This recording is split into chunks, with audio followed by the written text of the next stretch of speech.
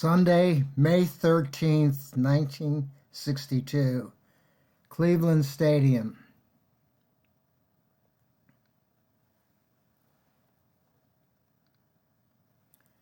Tito Francona woke up in Cleveland with his glove feeling heavier than usual. Not the leather, the air. Game one of the doubleheader against the Yankees, bottom of the sixth. Yankees down 5-1. Mickey Mantle loops a single to left. Tito charges, fields it clean, but his throw to second sails wide, trying to get Berra stretching. E7. The official scorer's mark stung worse than the cold off Lake Erie. The Yankees smelled it. Blanchard homered. Boyer homered. Maris homered. Suddenly 5-4. The 38,000 fans went quiet. Tito stood in left at Leagues Park cavernous dimensions and talked to himself. You don't get 162 games to feel sorry. You get one pitch. He learned that in 1956 when he hit 258 for Baltimore and got shipped to the White Sox. Learned it again in 59 when Cleveland gave him 116 games and he hit 363. The game gives, the game takes. Top of the seventh, 2 outs. Dick Donovan on the mound, bleeding but still dealing. Tito dug in against Whitey Ford. First pitch slider low. Second pitch fastball. Tito shortened up, something he'd worked on all winter, and Algiqua, and drove it to right center. The ball, one hop to 435 signed double. Insurance run scored 2 batters later on. Romano sacrifice fly. Indians win the game. Game one, 6-4.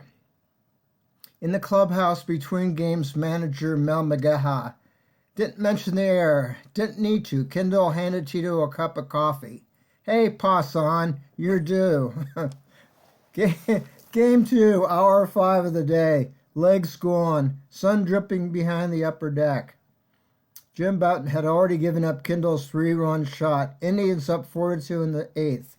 Bob Turley on in relief. Fastball still angry. Tito had faced Turley a dozen times. Knew the curve came when he was behind. Knew the fastball came when he was ahead. 2-1 count. Tito guessed fastball. He didn't guess, he knew. The crack sounded different. The kind that makes 30,000 people stand before they know why. The ball landed in the right field seats. A line drive that never got higher than the mezzanine. 7-4 Indians, his first homer of 1962. He rounded third, past the same patch of dirt where his throw had gone wide 4 hours earlier. Same game, same dirt, different ending. Final, Indians 8, Yankees 4. Sweep, 14-8 on the day. In the quiet of the clubhouse, Tito unlaced his spikes and looked at the box score, taped to the wall. Game 1, 1-for-4, double, E7. Game 2, 2-for-4, home run, RBI. He was 28. 6 teams in 7 years. People called him a journeyman. He called it a life. He thought about his son Terry, 3 years old, probably playing wiffle ball back home in New Brighton, Pennsylvania. One day he'd tell him about May 13th, 1962.